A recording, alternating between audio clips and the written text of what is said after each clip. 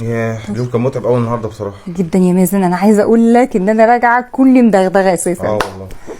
هو ايه بقك كده مش حاسس هو يعني ايه، حاسس ان يكون في سمنه، في ملحوس دهنه، كلتي مثلا سمك او في حاجه زي الزيت كده. مش عارف شكله غريب قوي والله، مش عارف بيلمع كده ازاي، لازم في ايه دهنة؟ اللي حصل؟ انت عيانه؟ جاي من ايه اللحوسه دي؟ والله هو ملحوس اهو والله. دهنه ايه اهو ده؟ بيلمع زي ما يكون زيت سمك مثلا. ده روج وعليه زي ملمع شفايف. ملمع سمنه ايه؟ ودهنه.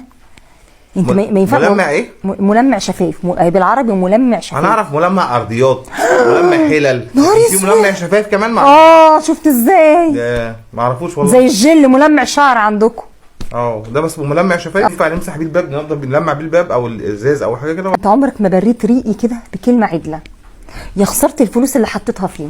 فين ايام زمان ما كنت بتقولي اي حاجه بتعمليها حلوه؟ في الاكل قصدي، في الاكل اي حاجه بتعملها حلوه في الاكل. طب خلاص اكتم على كده.